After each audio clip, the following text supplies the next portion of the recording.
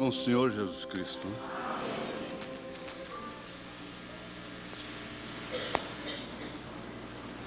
Gostaria de saber se a alma e espírito é a mesma coisa. Nós falamos esses dias aí, né, sobre o corpo, alma e espírito. 1 Tessalonicenses. E, resumidamente, o irmão Branham diz: a alma é a natureza do espírito. Seria como se o seu corpo tem a natureza que forma a sua personalidade, então a alma, sendo a natureza do espírito, é que dá também forma, vamos dizer, é o abstrato do abstrato, né? Daquilo que não se pode ver. Forma a personalidade do seu espírito. Então, a alma que vem de Deus, ela, é claro, vai caracterizar a natureza do espírito, né? E, por sua vez,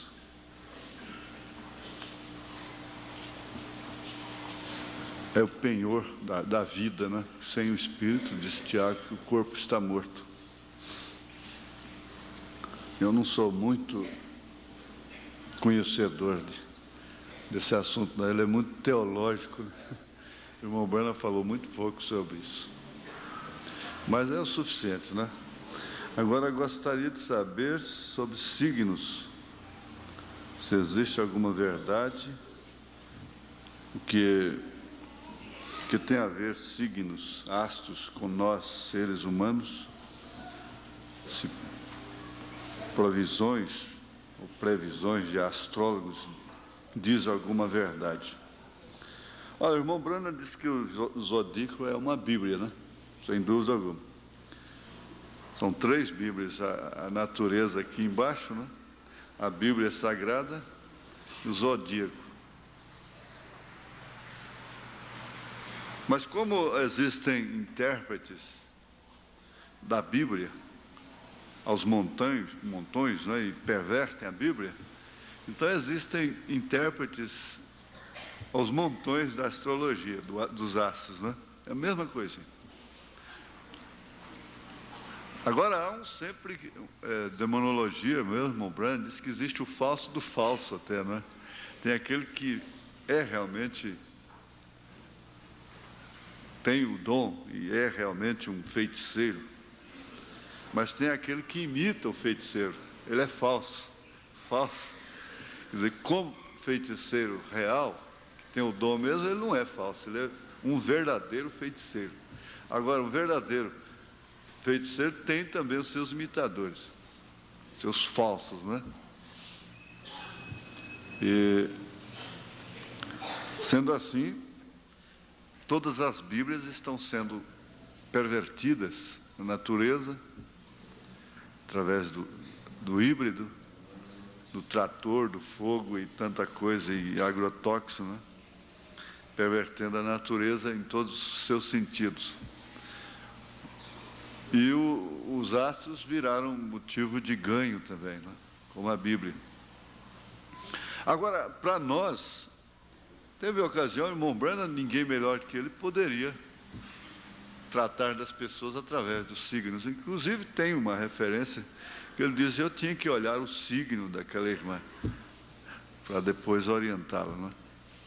Mas para nós mesmo assim não tem nada a ver. Existe influência realmente, a lua e tudo existe, só que todas as 3 concordam numa, está tudo aqui na Bíblia Sagrada. E, para nossa segurança, Deus nos enviou um profeta. Seria o grande perfeito vindicado astrólogo de Deus, né? Porque tudo que o zodíaco mostrar para você, tem na Bíblia. Tudo que a natureza mostrar, tem na Bíblia Sagrada. Então, a Bíblia não te deixa assim à mercê de astrólogos e coisas assim, né? A Bíblia é sagrada.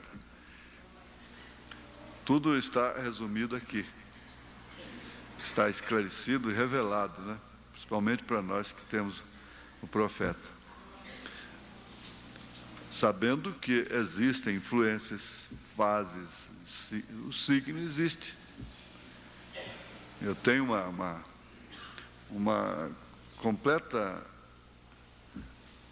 vamos dizer assim, sobre cada signo eu tenho impresso aí, sobre as características, né, de cada um deles. Mas eu tenho um negócio, se a gente entrar por isso aí, o irmão Euclides é um bom astrólogo, mas eu estou sempre barrando a coisa, né? Daqui a pouco você está sendo procurado aí, você vai ter que viajar do norte a sul, do leste a oeste, e os irmãos aí querendo saber como é que é, se vai dar certo casar com aquela moça. O irmão Branham nunca fez isso, né? E aí começam as interpretações, né? Até mesmo marcando, né? Julgando a pessoa através do signo. Você descobrir que Jesus era carneiro e Pilatos, Judas Iscariotes era de Capricórnio, né? Então aí começa, meu signo é de Capricórnio. Você é Capricórnio, por isso que você é assim. Não, todos têm que nascer de novo. E nascendo de novo, nasce tudo meu signo. Carneiro. Não, mas é verdade. Mas tá bom. Não tem nada a ver. Não tem nada e tem, né? As influências que exercem sobre as árvores, as frutas, a natureza, de um modo geral, isso tudo casado. O irmão Branham falou para o pai dele, eu não vou plantar na lua. Ora, não vai plantar na lua? Então você vai bater com a cabeça na parede. Você vai perder sua planta. Raízes têm que ser plantadas como mandioca, né? Os baianos entendem bem disso. Na força da minguante, né? A madeira branca, não, a de serra não precisa disso, mas a madeira branca, para fazer ripa, essas coisas, tem que ser tirada. Hoje eles não selecionam, por isso você compra madeira, depois ela caruncha. Mas é porque a seiva naquela lua está recluída, na minguante. Então, eles cortam aquela madeira branca na minguante, ela nunca caruncha. Mas se cortar na nova e outra lua, ela vai carunchar. É matemática. A mandioca plantada na lua certa, o alho, as raízes. Então, a mandioca dá aquela rama bonita, plantada na lua nova e outra lua. Ah, mas como está bonito meu mandiocal? Mas raiz mesmo, que é o principal. Agora, se você planta na minguante, às vezes a rama fica mais fraca, mas a raiz fica forte.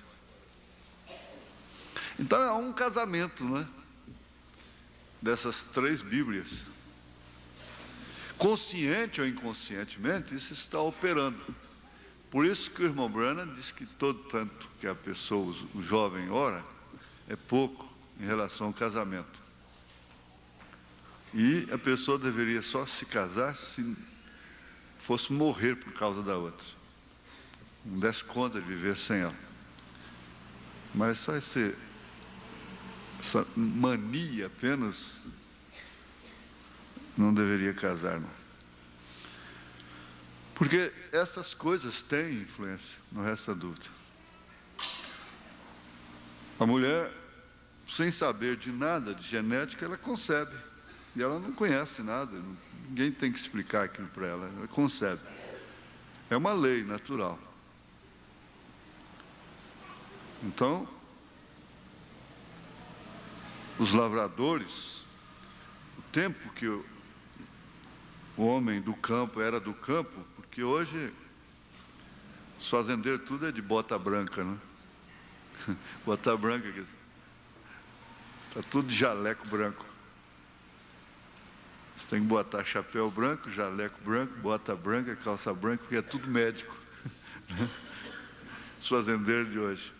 Mas fazendeiro antigamente era fazendeiro, vivia da fazenda e na fazenda, e falava como fazendeiro, agia como fazendeiro.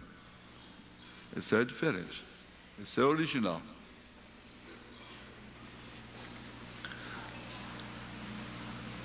Então eles conheciam o tempo da enchente, a hora certa de plantar, a hora certa de colher, a hora certa, tudo direitinho, não é?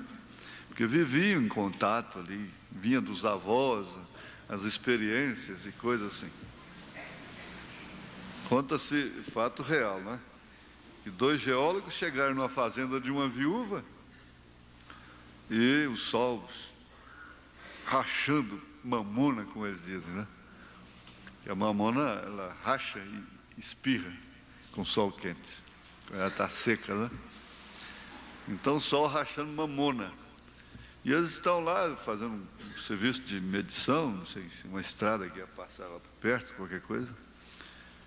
E pediram pouso lá, abrigo lá, não sei como é que era mesmo, os detalhes.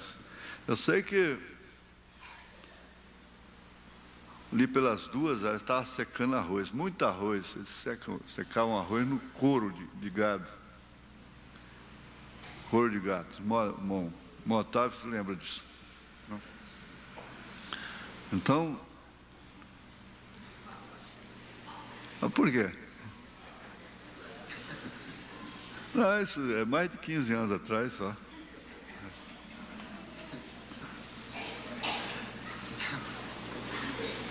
Sabe por que eu falo no Otávio? Todo mundo dando a rir, por quê?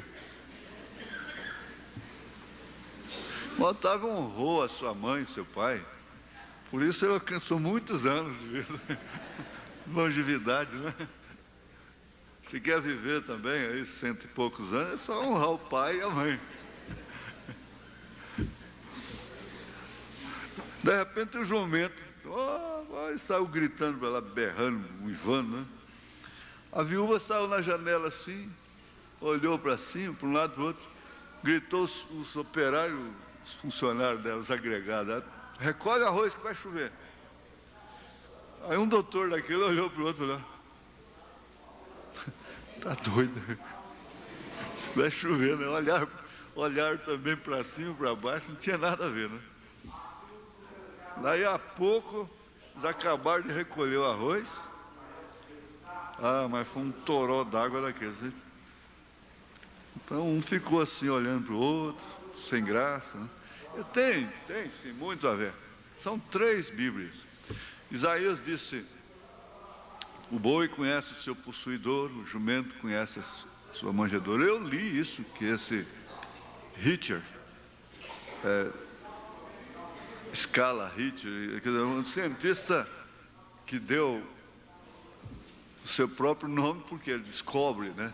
É um grande descobridor, sobre sismos, terremotos e coisas. Ele disse, criticou o governo americano quando investiu milhões de dólares para construir um aparelho, um laboratório para prever terremotos.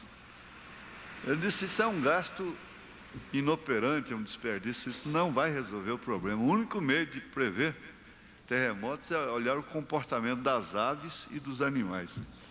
Então isso confirmou, quando eu li a mensagem de Montbrand, ele dizendo que estava lá na Índia, né? E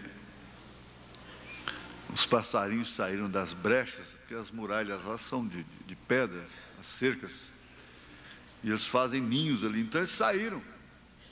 E o gado que fica ali, o gado lá é sagrado, né? Então eles têm uma coisa com a vaca é divina, né?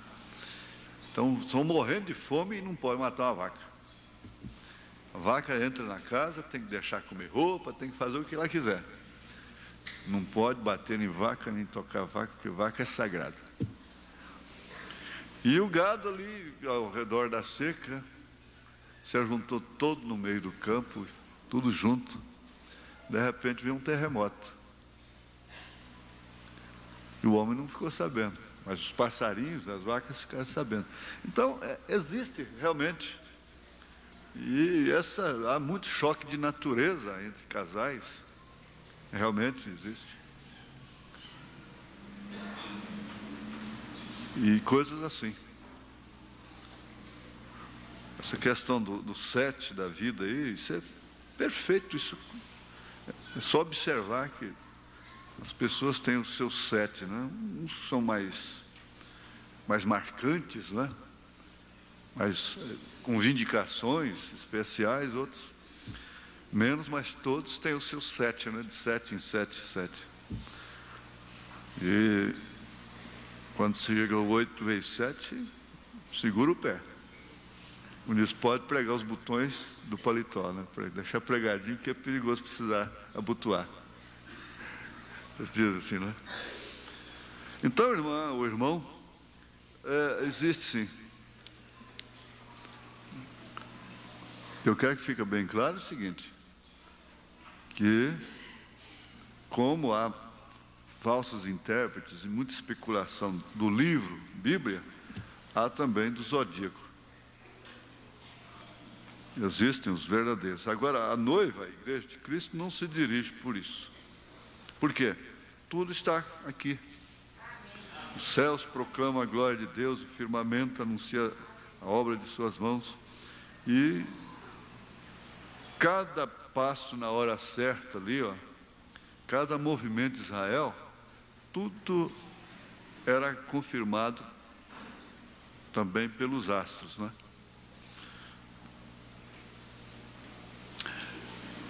Vamos, assim, eu estou aqui com a... Nós vamos ver aqui, não, espera aí, vamos ler a Bíblia. Vamos ler a Bíblia, vocês vão ficar curiosos, mas isso aqui é bom. Isso aqui é muito bom.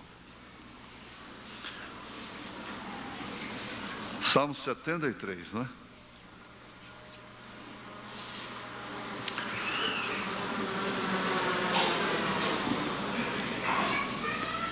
Verdadeiramente bom é Deus para com Israel, para com os limpos de coração. Quanto a mim, os meus pés quase que se desviaram. Pouco faltou para que escorregassem os meus passos. Pois eu tinha inveja dos soberbos ao ver a prosperidade dos ímpios. Porque não há apertos na sua morte, mas firme está a sua força. Não se acham em trabalhos como outra gente, nem são afligidos como outros homens. Pelo que a soberba os cerca como um colar, vestem-se de violência como de um adorno. Os olhos deles estão inchados de gordura, superabundam as imaginações do seu coração. São corrompidos e tratam maliciosamente de opressão. Falam arrogantemente. Erguem a sua boca contra os céus e a sua língua percorre a terra. Pelo que o seu povo volta aqui, e águas de copos cheios se lhes espremem, e dizem: como sabe Deus? Ou há conhecimento no Altíssimo? Eis que estes são ímpios, e todavia estão sempre em segurança, e se lhes aumentam as riquezas. Na verdade, que em vão tenho purificado meu coração e lavado as minhas mãos na inocência, pois todo dia tenho sido afligido e castigado cada manhã. Se eu dissesse, também falaria assim, eis que ofenderia a geração de teus filhos. Quando pensava em compreender isto, fiquei sobremodo perturbado, até que entrei no santuário de Deus. Então entendi eu o fim deles. Salmo 73, até o verso 17. Senhor, nós agradecemos por esta grande Bíblia. Ela é a palavra do Senhor. E essas 3 Bíblias concordam em um. Concordam tudo na palavra do Senhor. É tão certo isso que São Paulo disse que a natureza deixa todos os homens inexcusáveis, porque ela é uma Bíblia aberta. Que o Senhor nos ajude a olhar para ela com temor reverencial, com espírito de submissão e humildade e obediência, Vivifica isto em nossos corações, em nome de Jesus Cristo. Amém. Amém. Assentai-vos, irmãos. Sabe o que é isso? Sabe o que é isso? É? Menina de azul. Sabe o que é isso aqui? O que é isso? Hã? Fala mais alto. Caldo? Quinói? Caldo de galinha? Aí como é que ela está acostumada com caldinho de galinha? Hã? Quem que te perguntou?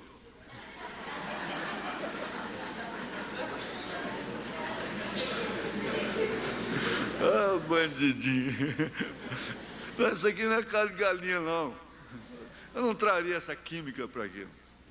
Isso aqui é rapadura mesmo. Agora, velho, isso só pode ser serviço de baiano. Daqui um dia ele chega com um pacotinho de farinha aí também. Faltou um pacotinho de farinha e de carne seca. Aí a coisa ficava certa, né? Você já pensou? Baiano carregava isso no embornal. E é original mesmo. Eu estou com vontade de dar essa aqui. Vontade de dar, mas vamos começar com as crianças. Vamos ver o sabidinho aí, né? Vamos ver aqui qual foi o assunto principal de domingo passado de manhã. Agora. Sim. Agora sim. O que responder direitinho vai levar rapadura. Hein? Dou-lhe uma, eu vou contar até 3. Se não der, eu como a rapadura. 1, 2, 3. Agora vamos para as moças. As moças são mais inteligentes, né? Mais observadoras. Quem é que vai dizer? Vai destacar sobre domingo passado. É rapadura mesmo, não tem pimenta não.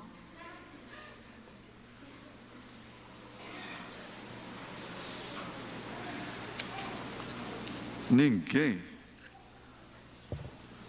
Ai, que coisinha.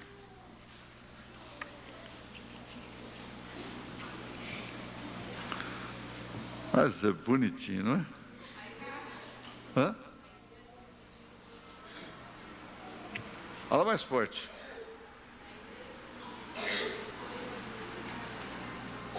Não estou entendendo.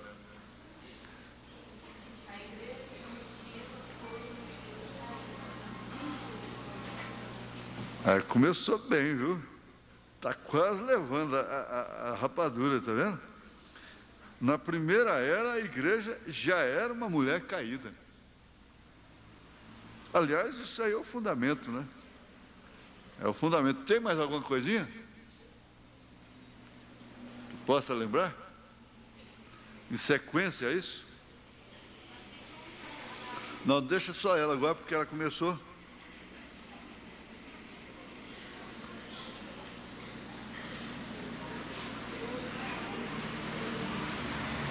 Vem cá, vem cá. Tem jeito.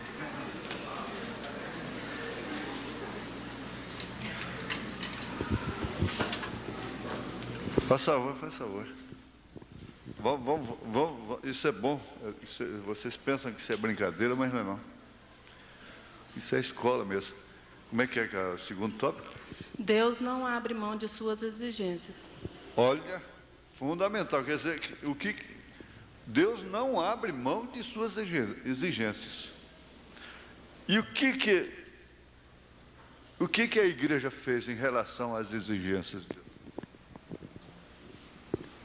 Bom, foi dito que você não deve deixar as exigências de Deus para satisfazer o mundo, as exigências do mundo.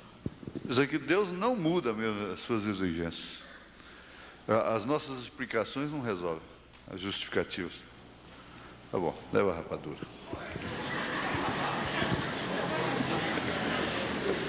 É bom, nossa.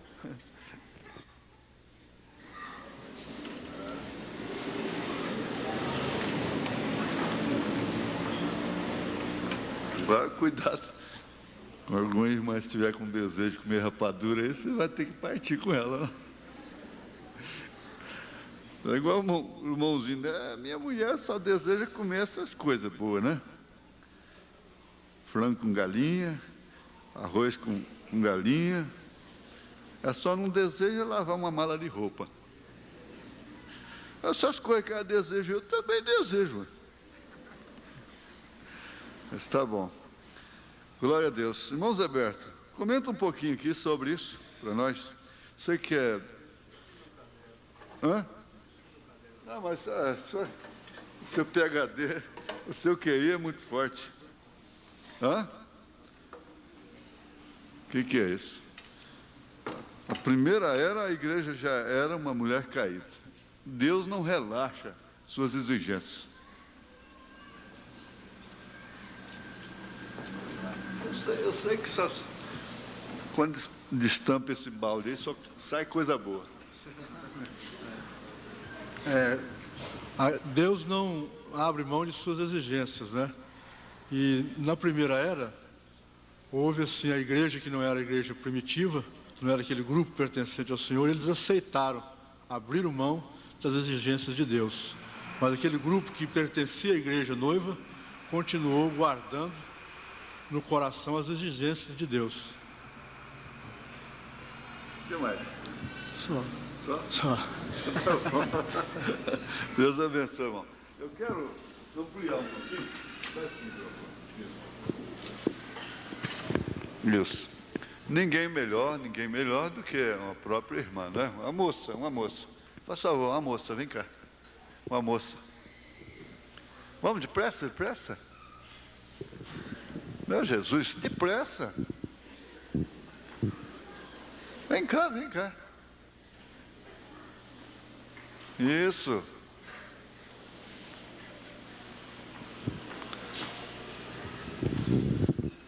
Muito bem. É simples, não precisa. Eu sei que vai dar tudo certinho. Em relação, aí eu já lembrei do Perna Quebradas paulista. Todo lugar que o goiano chega encostando.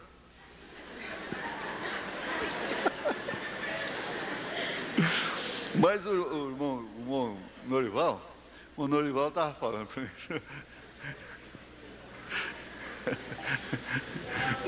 O irmão Norival estava falando para mim o seguinte, que São Paulo está um caso sério. Ele falou, seu irmão, passar ali naqueles viadutos ali perto da igreja, pode ser de dia mesmo. Fica sem relógio, sem o colarzinho, fica sem tudo. Sem a bolsa, fica sem tudo. Né? E aí eu lembrei do Perna Quebrada. Falei, não, vai encostar num lugar desse? Não tem jeito, né? Por isso paulista não encosta, não pode, né? É claro, escorar em lugar nenhum ali. Mas o goiano ainda está um pouco tranquilo. A vida para cá ainda está boa ainda, né, em relação àquilo lá. Mas eu gostaria, irmã Valéria, que você, na sua própria experiência, nessa questão das exigências de Deus, que não é bem o profeta, não é pastor, não é igreja, não é ninguém. É aquilo que você tem no seu íntimo. Pode cair quem quiser cair, pode quebrar quem quiser quebrar, mas desceu na sua vida, na sua personalidade, no seu espírito, na sua alma. Você podia falar um pouquinho sobre exigências que você tem sobre a sua vida, seu corpo, sua vida, e você acha que todas as mulheres deveriam acatá-las, submeter-se a elas? Por exemplo, isso e aquilo. É sobre assim, obedecendo às exigências de Deus na vida prática, né? Aí eu levo comigo, né, por exemplo, assim, o motivo, né, por que eu vou fazer aquilo? Aquela vez o senhor explicou bastante aquilo. Esse dia mesmo eu passei por uma experiência, na hora eu estava no terminal, aí eu lembrei, gente, aqui eu tenho que julgar o motivo, né? Eu entrei dentro do ônibus bem apressado e sentei no banco, meu cabelo grudou no chiclete. Aí a menina falou, nossa, vai ter que cortar porque isso aí não sai. Eu falei, não, mas cortar meu cabelo, eu vou lutar. Precisa comer rapadura esse sonho, viu? Fonte de energia. Eu falei, eu vou pelejar, vou tirar esse chiclete daqui sem precisar cortar, mas estava difícil para sair, porque foi chiclete nas pontas, bastante, né? Eu falei, mas tesoura eu não vou pôr, eu arrebento, eu dou um jeito e tiro, né? Aí eu pensei assim, gente, aqui, se eu quisesse um motivo, né, para cortar o meu cabelo, igual tem muita gente que põe fogo nas pontas, faz alguma coisa, né? Eu falei, se eu quisesse um motivo para cortá-lo, eu teria agora, né? Eu tenho que cortar o cabelo porque o chiclete não sai. Lavei, no outro dia, o chiclete saiu todinho, eu falei, aí, Satanás, porque a moça falou para mim, agora você tem que cortar. Não adiantou nada, né? Eu falei, não, eu não vou cortar, não. Eu acho que eu vou tirar ele com a mão, eu dou um jeito. Aí dentro do ônibus mesmo eu comecei, tirava um pedacinho, tirava outro, ainda ficou bastante chiclete assim, grudado nas pontas, né? Aí eu chegando na casa do irmão, eu contei para a filha dela, eu falei, ainda está pesado, assim, tá dura de chiclete. Ela falou, não está dando para sentir mais, não. Aí eu tirei mais um pouquinho, chegando em casa, lavei, nem ficou sinal. Aí eu lembrei daquele culto, né, que o senhor falou, julgue seus motivos e objetivos. Falei, se fosse por esse motivo, né, eu tinha que cortar o cabelo, porque até que tirava todo, né, para ir para a igreja com chiclete no cabelo. Eu falei, não, mas eu tenho que julgar o motivo lá dentro. Eu quero cortar meu cabelo ou tem necessidade realmente, né? Aí eu acho que vai em tudo, você vai comprar um sapato, você vai julgar por que você está comprando esse sapato. É porque está aí na moda, porque você precisa desse modo. Aí você inclui, você pensa na exigência de Deus em relação àquilo. Isso. Porque, igual o senhor falou aquele dia, Deus não relaxa suas exigências, né? A gente é que relaxa em ouvir os toques do Espírito Santo, né? Fala, não compra, a gente vai e compra, vai relaxando. Quando é festa, está aí, compra tudo que vê, usa tudo, pensa, lê, né? Porque leitura também a gente acaba lendo assim, deixa de ler uma mensagem para ler um outro livro. Aí vai relaxando. Quando você vê, você não sente mais nem desejo. Porque você relaxou tanto que não houve mais o toque. Aí comigo, eu faço assim, às vezes a gente relaxa, às vezes a gente procura, a gente vai buscar Deus em oração, pede a Deus, Deus me ajuda a ouvir tuas exigências. Aí a gente vai aprendendo, né, lutando, a gente vai pelejando e chega lá. Bom, isso aí então explicou detalhadamente com a sua própria experiência. Deus abençoe, irmão. Muito obrigado. Aleluia. Agora nós vamos prosseguir.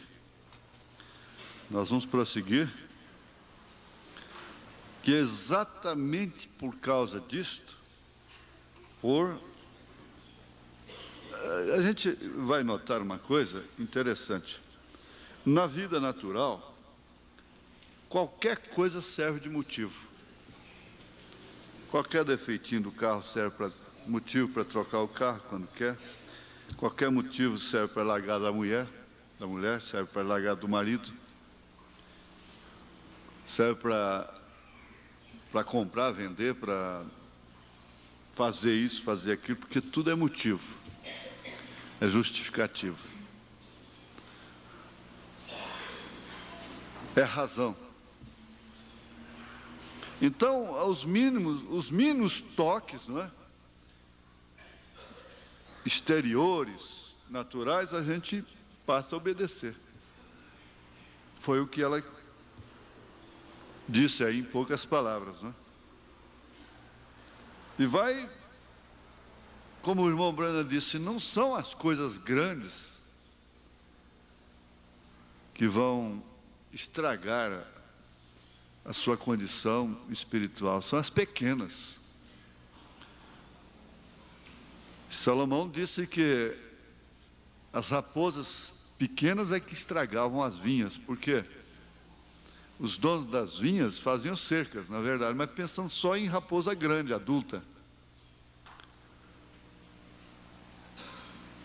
E então o que acontecia? As raposas pequenas entravam e danificavam a vinha, porque eles preocupavam somente com as grandes. Na verdade, as grandes não podiam entrar, mas as pequenas entravam. E é justamente aí onde Satanás apanhou a igreja. Foi exatamente isso. Agora, ele disse no parágrafo 11, então você vai concluir, preste bem atenção, porque eu não sei se domingo que vem vai ter rapadurinha. Mas preste bem atenção. As crianças, prestem atenção.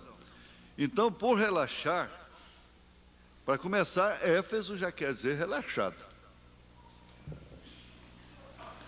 E por relaxar, porque nós vamos entrar no estudo depois das eras, especificamente mesmo, Nós vamos ver aí, e começar exatamente com a era de Éfeso, não é?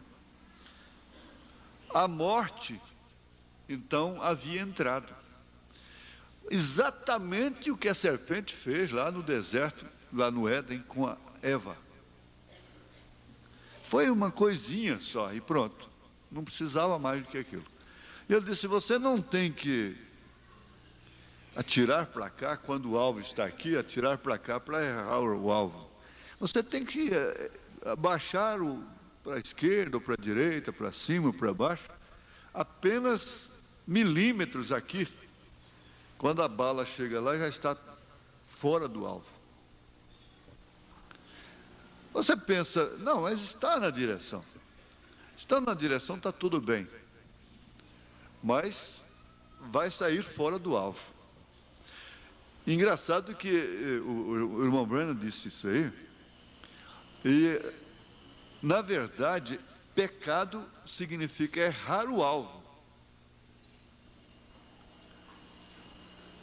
E a igreja mãe, entre aspas, né, mãe do mundo, ela errou o alvo e erra o alvo, e suas filhas estão errando o alvo e vão errar até a marca da besta mesmo, se evidenciar, através da doutrina da Trindade, das três pessoas distintas. Isso é errar o alvo, isso é pecado. Então já começa pecando. Nós estudamos isso aqui, ó. E nas eras passadas? Não, foi proporcionalmente. Deus não podia exigir mais de Lutero do que aquilo, justificação pela fé. Então a igreja está evangelizada e evangeliza nesse sentido. Não se confunde em relação às eras passadas. Você vai na lavoura, então vê o milho pequeno, está brotando.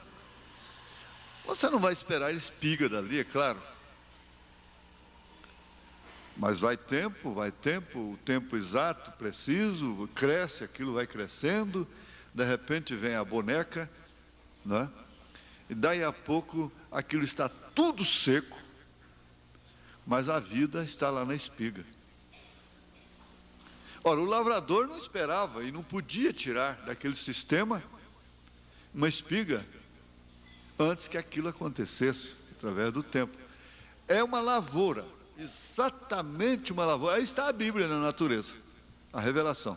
E Paulo disse que a natureza deixa todos os homens inexcusáveis. Quem foi? Haverá dois julgamentos em relação a esse sentido. Aqueles que eram da lei serão julgados pela lei. E os que não são da lei serão julgados sem lei. Por quê? Toda a natureza deixa todo homem inexcusável. Lá está a Bíblia revelada. De forma que a gente conversa nesse sentido, não é o sermão gritado. Eu gosto muito dele, mas não é isso. Você pode ver que o que a gente vai estudando pode bater no prego direitinho, rebatendo a ponta, né? Porque isso aqui é realmente pregar, não é? Ensinar. Você bate e rebate. E eles diziam assim, bate o cravo e rebate a ponta, não é? A ponta volta para...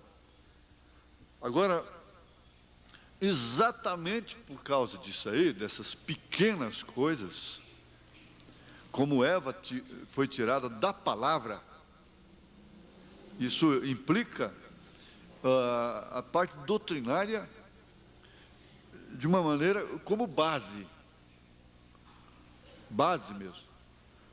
Foi isso que a serpente fez, perverteu a palavra, e assim o pecado entrou.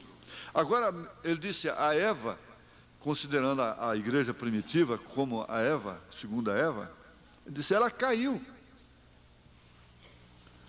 Ela caiu exatamente da mesma forma. E relaxando as exigências de Deus, a morte entra.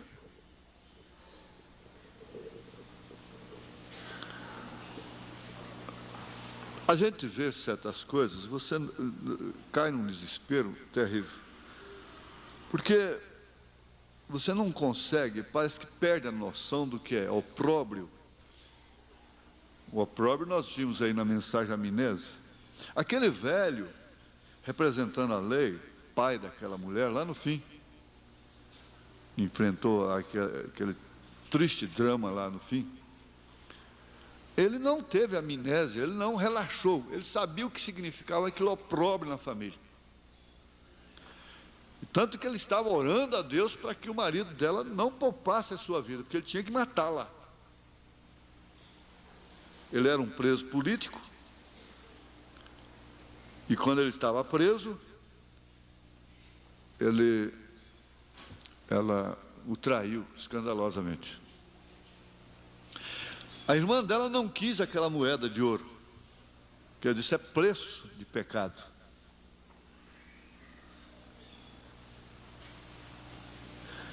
Isso quer dizer que a família não havia relaxado. Você vê que a irmã dela tratou até com ela humanamente, mas não se comprometeu.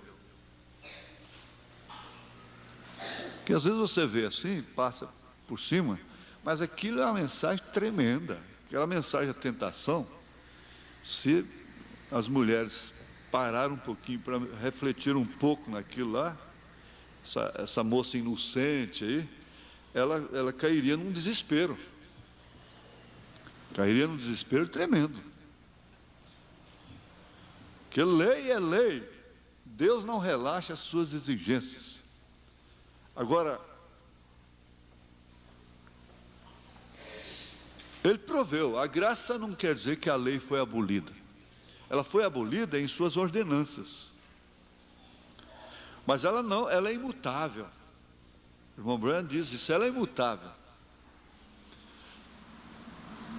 Jesus magnificou a lei. A lei, na lei, zelava pela parte física. Então, o homem que fosse apanhado em adultério fisicamente, a mulher, então recebia a justa pena da lei. Mas não importa o quanto ele pensasse numa mulher e cobiçasse uma mulher, então não tinha lei física. De acordo com a lei física, a ordenança da lei, não tinha nada com ele, ninguém podia apedrejar aquela mulher, porque ela pensava num outro homem que não era o seu marido. Mas Jesus então vem e diz: aquele que cobiçar, já adulterou.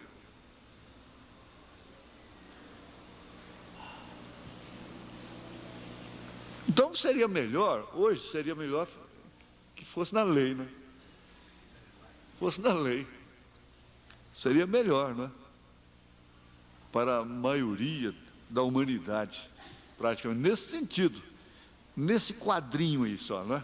Seria melhor. Mais fácil até, não é? Porque era somente não ser apanhado, não ser flagrado e pronto. Mas isso continuou na sociedade. Continuou na sociedade, assim. Só que a menina aqui, ela deixou, se fosse, poderia chegar a qualquer outro lugar mais profundo, né? Ela entendeu que essa exigência não é de pastor, não é do profeta, irmão Branham, não é de diácono, não é do pai dela, não é de mãe dela, não é das irmãs, não é nada disso. É uma questão dela e Deus. É com ela e Deus, é sua alma e Deus, é seu espírito e Deus. Aí que está a diferença, a grande diferença. E que muitos interpretam mal, julgam mal a igreja, esta igreja, dizendo que nós somos liberais e coisa e tal. Mas não é. A igreja do irmão Branham era, nesse sentido, era exatamente igual a essa aqui. O irmão Branham, mais do que ninguém, queria que Deus operasse por dentro das pessoas. Por dentro, de dentro para fora. Então ele disse, até mesmo, disse, você não deve querer ir para o céu com medo de ir para o inferno. Não é isso. A pessoa fica com medo do inferno, com medo de enfrentar o juízo. Todos vão enfrentar o juízo. Aí então, é o que ela disse aqui em outras palavras, lá no dia de juízo, motivos e razões não vão justificar nada. Lá no dia de juízo não vai adiantar você culpar marido, culpar mulher. Foi a mulher que tu me deste? Foi a serpente?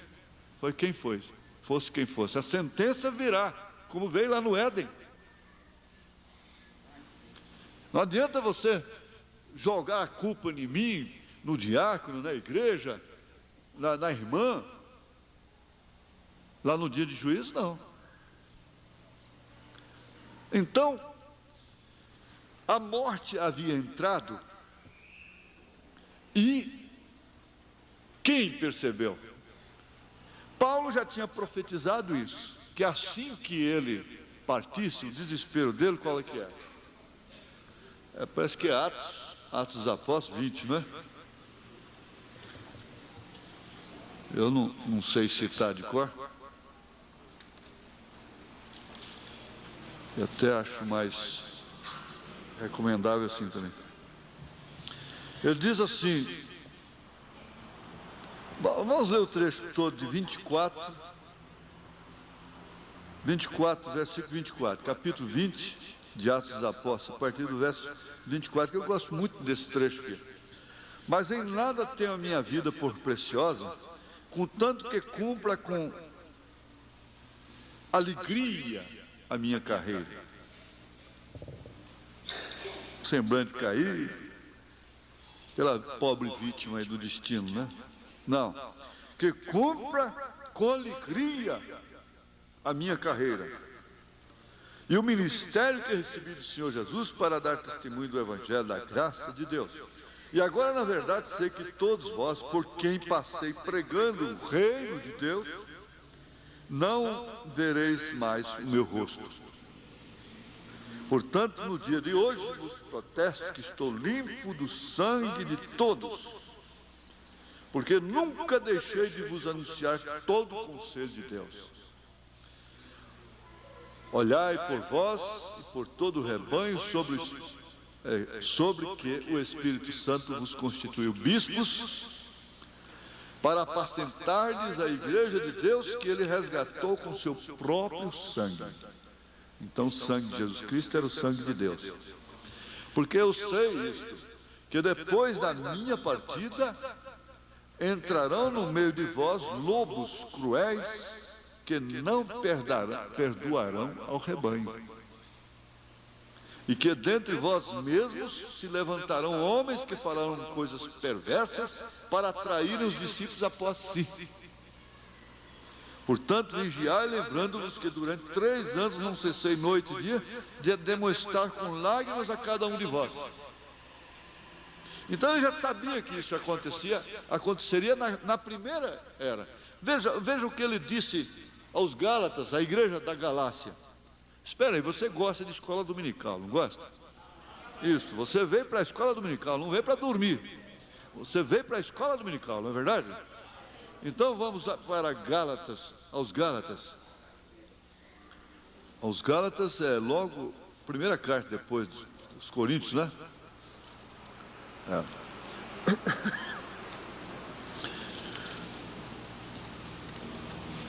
Aos Gálatas capítulo 3, né? Olha, veja só. Como é que pode um pastor escrever para uma igreja dele dizendo isso, afirmando isso? Ó insensatos Gálatas. Insensatos quer dizer loucos. Estava fazendo loucura. A igreja, na época de Paulo ainda vivo, já estava fazendo loucura. Os adventistas já tinham entrado lá, os sabatistas. E já estava trabalhando, irmãos, de casa em casa lá. Ó insensato Gálatas, quem vos fascinou para não obedeceres à verdade, a vós perante os olhos de quem Jesus Cristo já foi representado como crucificado? Só quisera saber isto de vós: recebestes o Espírito pelas obras da lei ou pela pregação da fé? Vós sois tão insensatos que, tendo começado pelo Espírito, acabeis agora pela carne. Já estavam na carne. Paulo ainda estava vivo. O irmão Branham disse assim: Eu saio um pouquinho, vou ali, quando eu volto, o diabo põe irmãs contra irmãs, na igreja dele. Irmãos contra irmãos e tal, a divergência entre os irmãos. A igreja do irmão Branham. E o irmão disse, irmão Branham, essas mulheres irmãs que andam com os joelhos de fora, mostrando os joelhos. Não é uma desgraça, um juízo, ele disse, não é um juízo, isso ele disse, não é um mau exemplo, ele disse, isso é uma desgraça, irmão. Ele disse, essa é uma desgraça. Mas o que eu posso fazer mais do que eu tenho feito? Pregar. Pregar. Se a senhora souber um outro meio, me ensine. Falou para ela, respondeu de público. Ele disse, já tem 30 anos que eu prego isso aqui, há irmãs ainda que cortam seus cabelos. Motivo aparece, né? Tem um produto aí que emborracha o cabelo. Irmão, isso já veio aqui e explicou. Todas as irmãs que fizerem isso, depois dessa explicação, já está cortando voluntariamente. Irmão, isso é técnico. No assunto, veio aqui na frente e explicou. Ah, porque foi um produto, coisa e tal. Tá bem. Não sei como, eu admiro, como diz o Natanael, como vocês vão cair nesses incidentes todos e chegar lá em cima. É uma grande vitória, né? É uma coisa de se admirar. E assim, outros detalhes para homens e para mulheres e para todo mundo, né? Então, veja, ele disse para a irmã, se você souber um outro meio, me ensine. Eu prego há 30 anos e ainda há irmãs que cortam os cabelos. E muitas delas, ele disse, quanto mais eu prego, mais elas ficam piores.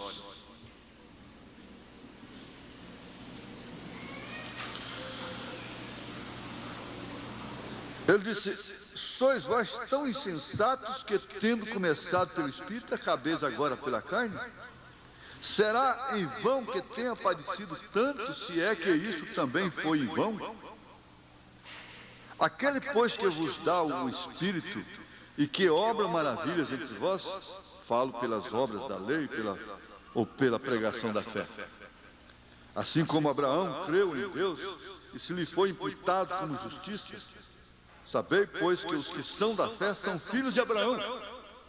Ora, tendo a Escritura previsto que Deus havia de justificar pela fé os gentios, anunciou primeiro o Evangelho a Abraão, dizendo, todas as nações serão benditas em ti, de sorte que os que são da fé são benditos com o crente Abraão.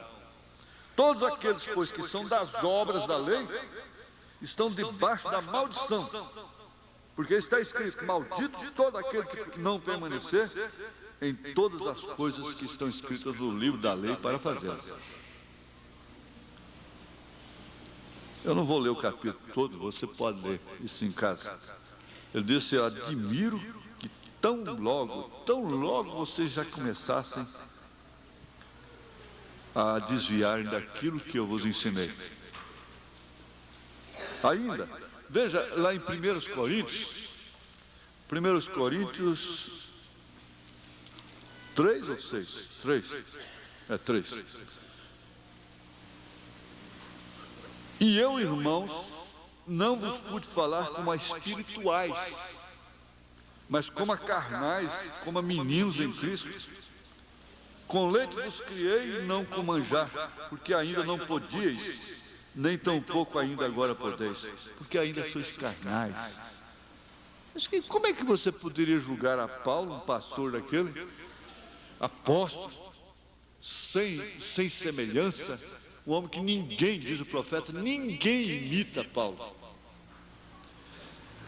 Ter uma igreja pela qual ele havia trabalhado, tanto chorado, tanto jejuado, tanto que ainda era carnal.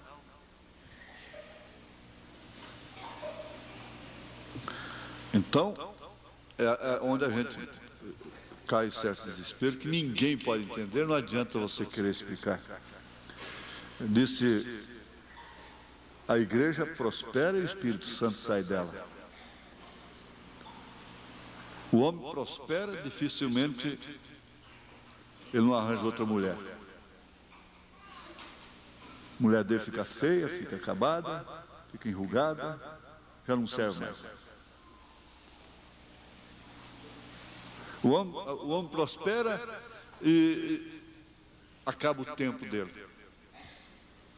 Em vez de ele ter mais tempo, porque tem mais meios, agora ele não tem tempo. É custoso. Se corre, o bicho pega. Se fica, o bicho come. Que coisa custosa, não é? É arena, fornalha. Exato. Nós não estamos conversando bobagem, que vocês sabem que não é. Coisa concreta, não é verdade? A coisa é difícil. Então vamos ficar na miséria.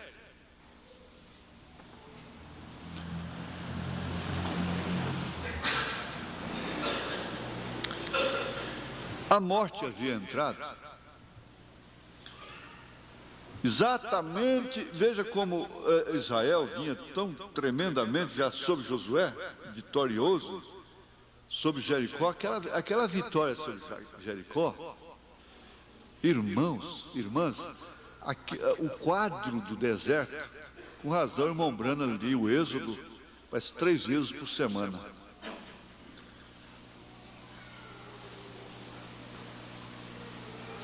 Aquele quadro do deserto ali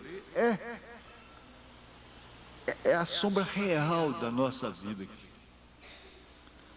Você saiu das denominações, você atravessou o Mar Vermelho. E aí então vem o curso, depois ainda para trás.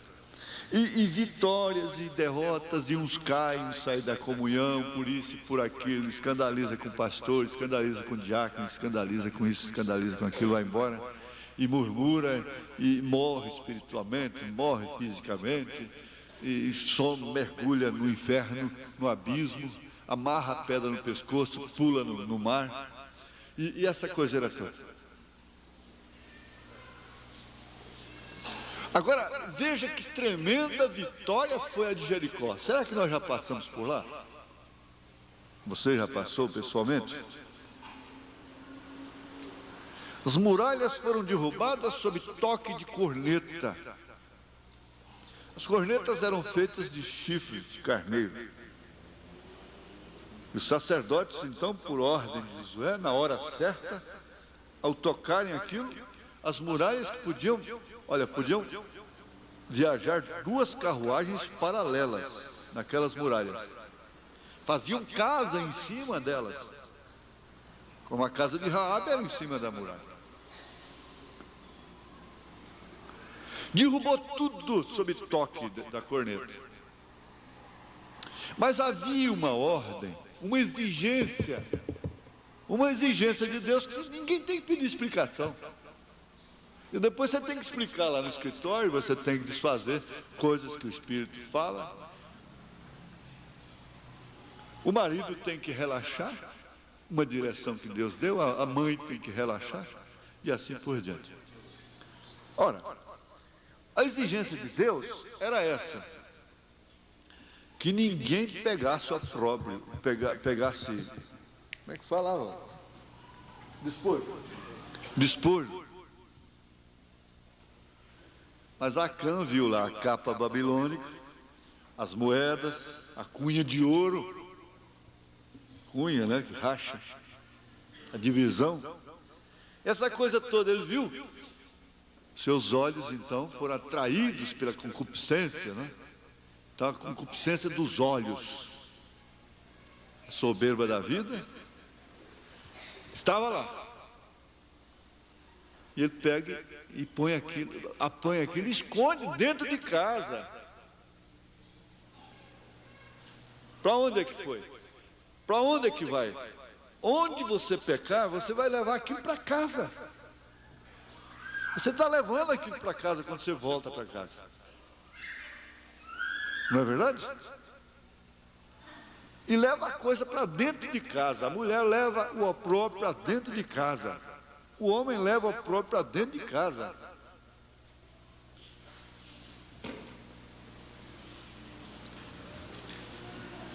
Agora Israel começou a perder logo, uma cidadezinha sem muralha, uma coisinha insignificante que não precisava nem mobilizar Israel, porque quem vinha de uma vitória daquela, eu já larguei o fumo, já venci isso, já venci aquilo outro, já coisa e tal, e aí começa, eu posso ver isso, posso ver aquilo, posso. E vai assim, e começa a subestimar o inimigo, por causa do tamanho. É o tamanho da coisa. O irmão Brando disse, não é o tamanho do cão na briga, mas é o tamanho da briga. Não é verdade? Agora o que aconteceu? Israel perdeu, ele perdeu para 37 generais, não foi? 37, né?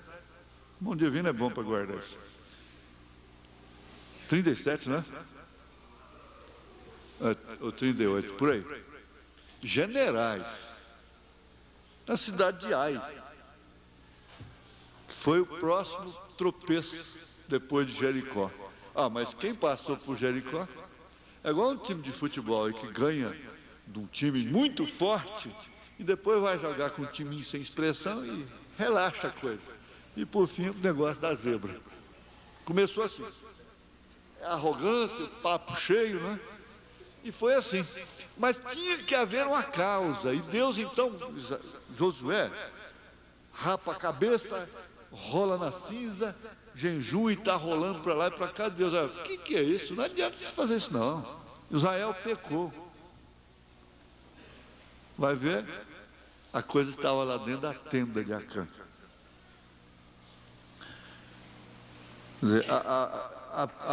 A exigência de Deus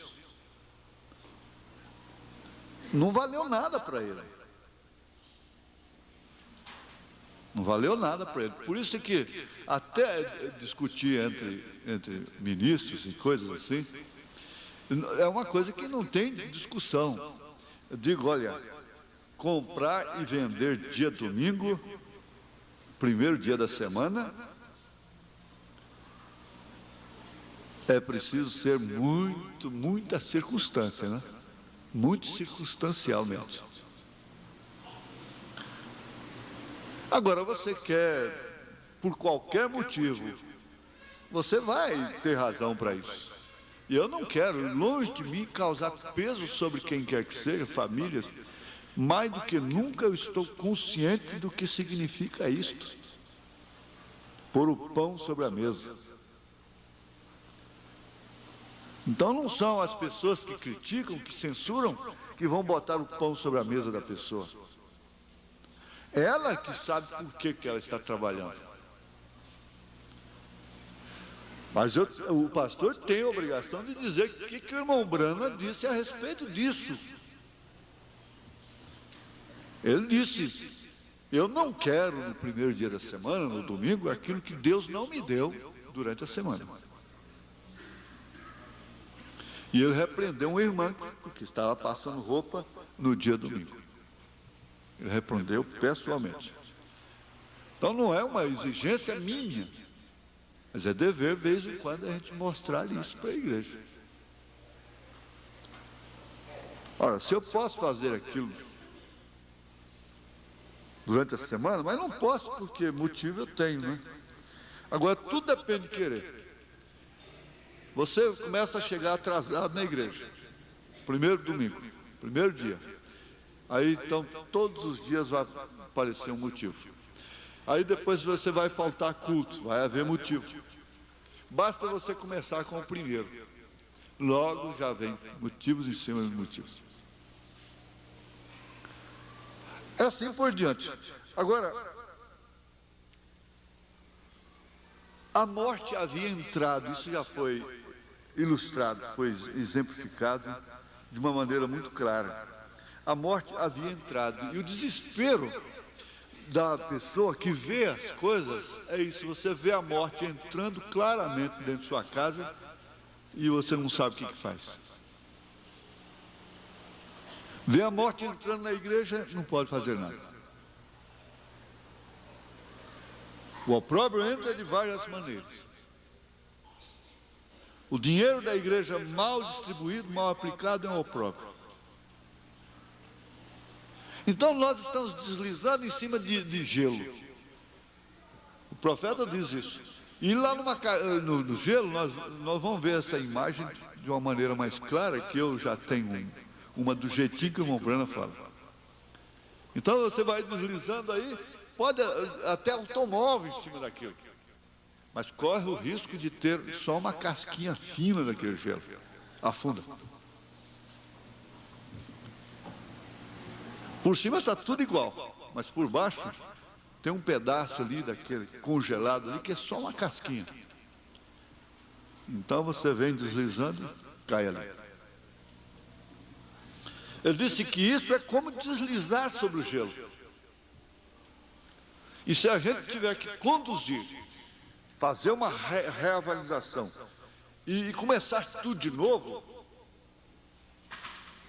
você entende às vezes que tem que fazer, mas tem que quebrar tanta coisa. E tem que tanta gente compreender aquilo, aceitar e entender. Você não pode fazer nada. Você acaba com a família, como é que faz? A mulher não aceita. Não vai de forma alguma entender aquilo.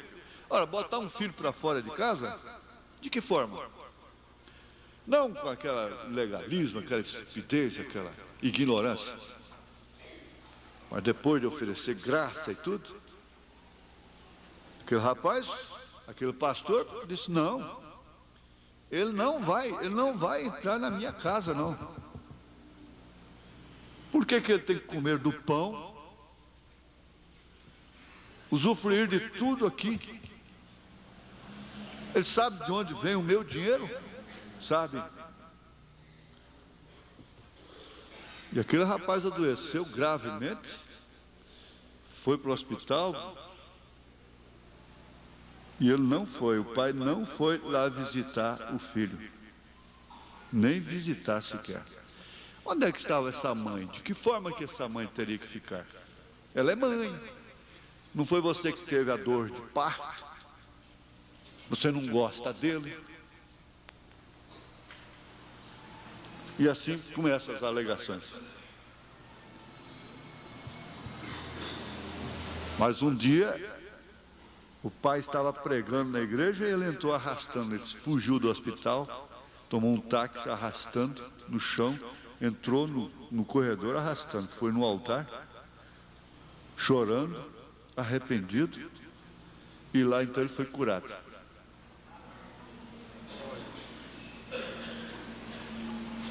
Mas pode fazer isso? Qual é a mãe que vai dar apoio para uma coisa dessa? Sem ficar, quando fica calado é morrendo, sem comer, chorando dia e noite, e levando apoio escondido. Mas o próprio. Depois os amigos, as amigas não sabem o que está acontecendo, né? O problema é esse. As coisas ficam difíceis para os familiares manter um lar sem opróbrio. Isso quer dizer, sem quebrar as exigências de Deus. Ora, isso vai acontecer indubitavelmente. Isso quer dizer, sem dúvida alguma vai acontecer. Mas não voluntariamente. Não por, vamos dizer, por amor de mãe, amor de pai. O profeta diz, você fica frouxo, fica um homem frouxo, então tudo tem que ser aceito. Você tem que engolir tudo. A morte entrou na igreja. Ora, se entrou na igreja, entrou na casa dos crentes, nas casas, entrou nas famílias. Então isso não é para nos colocar no canto da parede, mas isso poderá nos levar a um desespero correto, verdadeiro. É onde às vezes acaba até o estímulo para muitas coisas, não é? A morte havia entrado Eu tinha tantas coisas para esse domingo, mas isso foi tão sublime e vai ficar. Nós não podemos fazer esse estudo com pressa também, não é claro? Nós vamos ficar somente com isso hoje. Como sabemos, ouvimos a voz do Espírito que saiu naquela primeira era para que todos ouvissem. Ao que vencer, darei a comer da árvore da vida que está no paraíso de Deus. Eu não quero assim, isso seria falso, seria mal, funesto. Mas tem hora que eu penso assim, tem hora que, pode ser um complexo, né? Um complexo que eu carrego, né? Mas eu estou achando que qualquer hora assim eu vou dar uma surpresa a vocês, né? Vou abotoar os paletós, né? Eu vou cair qualquer hora assim, morto, né? Vou amanhecer morto. Mas isso seria falso, funesto, inconveniente dizer uma coisa dessa? Mas às vezes você percebe assim, que não tem mais alguma coisa para acontecer com você, a não ser isso. Não é certo? E, como disse, se aquilo é para o bem do povo, que aconteça, não é? Porque às vezes a melhor maneira de vencer é morrendo. Morrendo assim, bem entendido. Morrendo através de Deus, né? Uma chamada de Deus real, não é verdadeiro. Ao que vencer, darei a comer da árvore da vida que está no paraíso de Deus. A igreja já havia bebido demasiadamente da árvore da morte. Que coisa, hein? Na primeira era, vocês estão vendo? Né, irmã Débora? Foi difícil, né? Na primeira era a coisa já estava daquele jeito.